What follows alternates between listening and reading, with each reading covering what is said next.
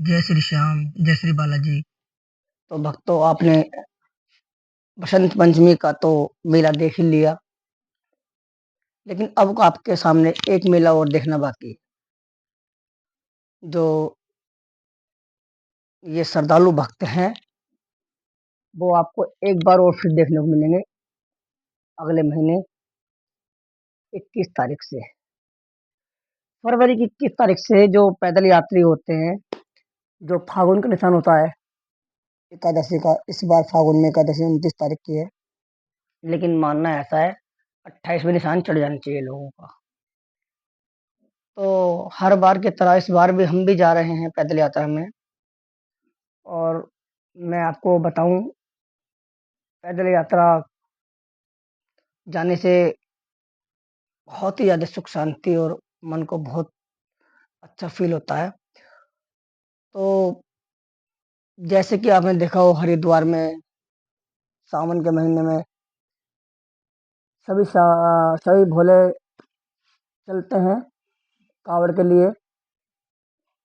उसी तरह हमारे श्याम बाबा पर जो फागुन का निशान चढ़ता है होली के आसपास, वहाँ भी काफी श्याम भक्त जाते हैं। दोस्तों, तो मैं उसकी आपको सच्चाई बता रहा हूँ।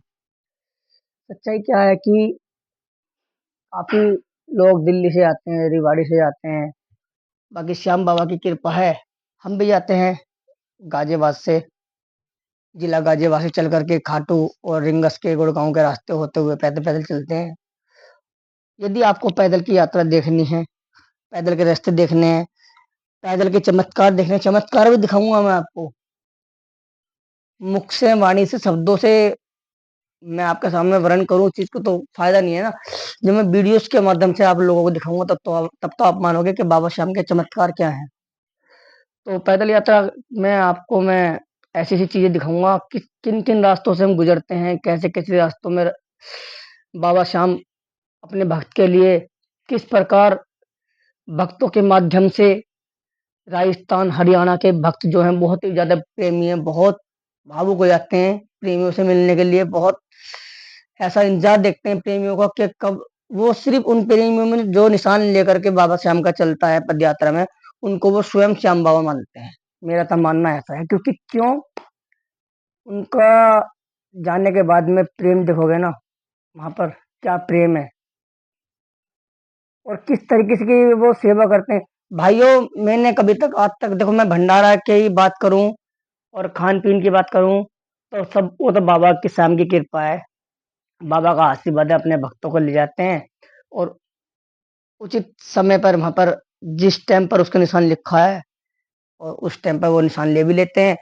और रास्ते में कोई दिक्कत नहीं, कोई कठिनाई नहीं, कोई भी कहीं से कहीं तक भी दिक्कत नहीं आती, ये मेरा मानना है। ऐसे ऐसे भंडारे मिलते हैं, ऐसे ऐसे पंडाल मिलते हैं। मैंने तो अपने घर पे आसपास में यहाँ कहीं किसी की शादी विवाह भी होता नहीं देखा, जो सच बात है। और नहीं यकीन तो मैं आपको दिखाऊंगा। हर बंग हर भंडारे में बंगाली रसगुल्ले, काले रसगुल्ले, और मतलब ऐसे ऐसे बहुत सारे मिष्ठान, शाही पनीर, मटर पनीर, पीली रोटी, मिस्सी रोटी, सरसों का साग, ऐसे ऐसी चीज बहुत, मतलब हर तरीके की व्यवस्था है। ऐसा नहीं है कि वो भंडारे लगते हैं। तो ये तो इंसान के अंदर खुद अपने अंदर वो होना चाहिए मैनर्स के। हम कहीं किसी भी यात्रा पर जा रहे हैं तो हम अपने आप को साफ रखें, अपने आप को ठीक रखें। ऐसा नहीं है कि हरिद्वार की तरह व्यवस्था बिगाड़ दें, और वहां पर बिगड़ेगी भी नहीं, क्योंकि श्याम भक्त है वहां पे और श्याम बाबा की कृपा है। देखो, हरिद्वार में भी हमारे भोले बाबा देवानी देव महादेव, उनको भी प्रणाम करते हैं। वो भी हमारे देवी देवी देवताओं में आते हैं, देवों की भूमि है। हरिद्वार भी जाता था मैं। लेकिन जब हमने अपना हमने अभी आपसे क्या बोला वीडियो में कि हमें अपने आप को देखना। जब हमने देखा कुछ भोले भोले के लिबास पहन करके बदतमीजी कर रहे हैं, नशा कर रहे हैं, गंदे गंदे बर्न कर रहे हैं, अपनी जबान को गंदे कर रहे हैं, और किसी का मोबाइल लग रहा है चार्जिंग पे, वो उठा लिया, किसी का बैग उठा लिया, किसी कुछ कर लिया, किसी कुछ। तो वहां पे भंडारे वाले लोग भी, जो वहां पे श्रद्धालु भक्त उनकी सेवा में लगे रहते हैं, वो भी परेशान हो जाते हैं उन लोगों से। क्योंकि कहीं भी बैठ करके प्रशासन की इज्जत नहीं करनी, प्रशासन को दिखाकर के बदतमीजी करना। उस टाइम पे वो लिबास में होते हैं, वो उनकी वो सोचते हैं कि हमसे वो हम भोले की ड्रेस पहन रखी है और हमको कोई बोलेगा नहीं, हमसे ये डर रहे हैं। ऐसा कुछ नहीं है भाई, वो इज्जत कर रहे हैं। वो इज्जत कर रहे हैं, आप लोगों की इज्जत आप लोगों की नहीं कर रहे, वो भोले बाबा की कर रहे हैं। क्योंकि स्वयं भोले के रूप में तुम पदयात्री बन के बाबा के बारात में शामिल हुए हो, तो वो आपकी इज्जत करें, वो आपसे डर नहीं रहे। इस भ्रम में मत रहो। तो इसी प्रकार यदि हम श्याम बाबा के वहां पर जाकर के बाबा की व्यवस्थाओं को भंग करें और उन लोगों की जो पंडाल में बैठे हुए हैं, हमारी हमारी वो हिफाजत कर रहे हैं, हमारी बहन बेटी जब चलती है समुद्र दिवाड़ी से भी, गुड़गांव से भी बहुत माता बहुत बहनें मिलती हैं, सभी की सेवा कर रहे हैं। हर तरीके से उन्हें किसी भी प्रकार का कोई भी कष्ट नहीं आने दे रहे। तो भैया ऐसी जगह जाकर के अगर हम वहां पे विघ्न फैलाएं तो बहुत अपनी ही गलती, उसमें दूसरों की गलती नहीं बता पाएंगे हम। ऐसा क्यों? ऐसा इसलिए, मैं भी जाता था हरिद्वार। मैं दोनों की चीज मिक्स ले रहा हूँ क्योंकि थोड़ा सा तुम्हें पता लगता है कि हरिद्वार और मैं श्याम बाबा क्यों बोल रहा हूँ, इसलिए बोल रहा हूँ क्योंकि सब सेम ही है, एक जगह सब 33 करोड़ देवी देवताओं में सभी को एक समान माना गया है और मैं सभी को एक समान मानता हूँ। लेकिन मैं मेरा मकसद ये कहने का ये है, हम अपने आप को ठीक करें। हमें दूसरे की तरफ यदि हम एक उंगली दिखाएंगे, ये तीन तीन उंगली हमारी तरफ होती है, इसलिए होती है कि आप पहले अपने अंदर झांक, जब दूसरे पे उंगली उठा। तो ऐसा गलत है। वहां पे कहीं भी बैठ करके आप वॉशरूम हो रखे हो, मतलब रोड पे वॉशरूम कर रहे हो, बदतमीजी कर रहे हो, कहीं भी भांग पी रहे हो, गांजा पी रहे हो, किसने बताया कि वहां पे जा करके आप यात्रा में जा रहे हो भोले बाबा की और आप जा करके वहां भांग पी रहे हो, भांग लगा रहे हो, सिगरेट पी रहे हो? ऐसा तो कुछ किसी ने नहीं बताया और नहीं हमने कहीं किताबों में पढ़ा। अब बहुत से भोले कहते हैं बम भोले की जय भोले की, क्या ये तो भोले का प्रसाद है? भैया भोले का प्रसाद नहीं है ये भोले का प्रसाद नहीं है, ये तो सिर्फ एक बीमारी के तौर पर बाबा के कंठ पे भांग का लेप करा गया था, क्योंकि उन्होंने कंठ से ही सृष्टि को बचाया था विष पीकर। जब उन्होंने विष पी लिया था, विष पीने के बाद में कंठ में उनके जलन हुई और घबराहट से पैदा हुई। मतलब भगवान थे, उनके कुछ नहीं हो सकता था, देवों के देव महादेव थे, लेकिन फिर भी एक भांग लाई गई, भांग का उनको लेप किया गया वहां पे गले पे ठंडक पहुंचाने के लिए कि कंठ को कोई दिक्कत ना पहुंचे। तो भैया भोले बाबा ने तो, यदि आप मेरे से मेरे मुख से मेरी वाणी से वर्ण कराओगे या सुनोगे, तो भोले बाबा ने तो सच पूछो तो सही मायने में विष का सेवन किया था। यदि आप लोगों में हिम्मत हो तो विष पीकर चाहो, विष पीकर देखो। ये गंदे गंदे वहां पे जाके सिगरेट पीनी, भांग पीना, ये अपने आप ही व्यवस्था भंग करते हो आप। हरिद्वार भी बहुत अच्छा है, साफ सुथरी जगह है, देवों की भूमि है, वहां पर स्वयं भोले बाबा का वास है, लेकिन ऐसा मत करो। मैं सभी के लिए हाथ जोड़ कहूंगा, जो मेरी वीडियो देख रहे हो, मैं किसी को एक को नहीं कह रहा, सभी सनातन धर्मों को कह रहा हूँ कि अपने धर्म को आगे बढ़ाओ और धर्म के प्रति अपने धर्म का ही तुम उल्लंघन ना करें। तो यदि किसी को पद यात्रा में जाना है श्याम बाबा की, वहां पर जाकर देखें। अब 20 तारीख से स्टार्ट हो जाएगी श्याम बाबा की यात्रा, पैदल यात्रा। जो पैदल मार्ग पर लोग बाग चलते हैं, क्यों चलते हैं? अपने घर के लिए, अपने बच्चों के लिए, अपने माँ बाप के लिए, अपनी सुख शांति के लिए। कष्ट भोग रहे हैं वो पैदल चल के। कैसी कैसी कठिनाई आती है रास्ते में, रेल की पटरी भी आती है, उस पे ऊपर चलना पड़ता है। बहुत पत्थर भी आते हैं, पत्थरों से गुजरना पड़ता है, लेकिन बाबा श्याम किसी को भी कहीं से कहीं तक खरोच नहीं आने देते। ये मेरा मानना विश्वास है। अब मैं अपनी सच्चाई बताऊं आपको, तो आप सुन करके ये कहोगे कि बैठ गए। बहुत से कमेंट में बोलते हैं, भैया कमेंट में बोलने से पहले प्लीज जय श्री श्याम लिख देना, बाद में कुछ भी कहना, मुझे कोई मकसद नहीं है। मुझे तो सिर्फ एक बाबा का जय श्री श्याम बोल देना, वही काफी है। बाकी मैं जो पैदल यात्रा करूंगा अब स्टार्टिंग, तो आप मेरी लाइव में जुड़े।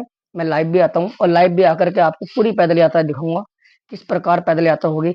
और पैदल यात्रा गाजियाबाद से गुड़गांव के रास्ते होते हुए पद यात्रा जाएगी, रिंगस होते हुए राजस्थान, खाटू श्याम जी, जहाँ पे बाबा श्याम का शीश विराजमान है। और वो ऐसी प्रतिमा है, वो उसे हल्के में मत लेना। और जरूरी नहीं है आपको वहां पे बागा नहीं मिला बसंत पंचमी पे तो आप नाराज हो गए, ऐसा कुछ नहीं है। वहां की तो मट्टी भी काफी है। जिस जगह को बाबा श्याम ने सिर्फ स्वयं मेरे कृष्ण जी ने चक्रधारी ने वो जगह चुनी है उनके लिए। बताया गया है खाटू के राजा नरेश को वो शीश मिला था, उन्होंने विराजमान कराया, उनकी आरती की, सेवा की, अर्चना की। आज देखो कैसे भीड़ उमड़ रही है, बाबा सबको देता है। और ये मत सोचना अपने मन में कभी भी कि बाबा श्याम से तो हमने अर्जी लगा ली, एक बार नहीं 10 बार लगा ली, मांग लिया है, रिंगा से चले गए, ये कर लिया वो कर लिया। भैया सुनो, बात सुनो, सुन के जाना। एक बार, 2 बार, 3 बार, 4 बार, 5 बार, 6 बार अर्जी लगा ली, मैं मानता हूँ, मैं आपकी बात से सहमत हूँ। लेकिन भैया, यदि कोई बच्चा आपके घर का, या आप किसी भी सर्विस के लिए सर्विस को अप्लाई करने जा रहे हो, तो वहां पर आपका इंटरव्यू तो जायज बनता है ना। अब इंटरव्यू के कुछ दिन बाद आपको थोड़ा रेस्ट भी मिलेगा कि यार वहां से मुझे रिप्लाई आएगा तो मैं ज्वाइनिंग करूंगा। तो श्याम बाबा का भी तो पूरा हक बनता है ना। अगर कोई बच्चा स्कूल में जा रहा है तो स्कूल में जो हमारा क्लासमेट है, हमारे मास्टर जी हैं, वो एकदम से थोड़ा मॉनिटर बना देंगे। पहले देखेंगे ना कौन बच्चा होशियार है, कौन बच्चा अच्छा है एग्जाम में, पढ़ाई में, कौन बच्चा आगे है, कैसे कैसे मतलब किस प्रकार वो बच्चों को मेंटेन कर सकते हैं। तो इस प्रकार ही मेरे बाबा आपको ठोक के, पीट के, अजमा के, देख के, जब आपको उस चीज का फल देंगे, और जब देंगे ना आपको पता भी नहीं चलेगा। सरासर दोस्त बाबा से हमको मत दिया करो कि हमने अर्जी लगाई, बाबा ने हमारी सुनी नहीं। बाबा ने आपके सब कुछ सुन लिया, बाबा ने ही वो अर्जी लिखवाई है, आपकी कोई ताकत नहीं थी, औकात नहीं थी। मेरी औकात नहीं है, मैं बाबा के बारे में बोल रहा हूँ, बाबा बुलवा रहा है। बाबा कह रहा है कि तुम मेरे बारे में बताओ लोगों को। तो मैं ही माइक के माध्यम पे आके बोल रहा हूँ। और मैं कोई चीज लिखता नहीं हूँ, बहुत से आदमी लिखते हैं, एडिटिंग करते हैं, मैं एडिटिंग भी करता ना, मेरे पे करनी आती है भाई। मैं तो सीधी सीधी सिंपल सिंपल वीडियो बनाता हूँ और आप लोगों तक पहुंचाता हूँ, मेरा कार्य यही है। तो बने रहें। मैं आपको पैदल यात्रा 21 फरवरी से 28 फरवरी तक रोज अपडेट एक एक दिन की देता रहूंगा। मैं कहाँ तक पहुंचा हूँ, कहाँ हूँ, किस पंडाल में रुका हूँ, क्या क्या वहाँ हमें बाबा श्याम हमें दे रहे हैं, और आपके सामने हर चीज पहुंचाता रहूंगा। इस प्रकार आप देख करके भावुक ना हो जाओ। तो ये 100% कह रहा हूं मैं, बाबा का चमत्कार भी आपको आंखों से दिखाऊंगा, आंखों से। बस लाइव पे बने रहें, लाइव को लाइक और चैनल को सब्सक्राइब कर लें आज ही। जय श्री श्याम, राधे राधे, जय बालाजी महाराज।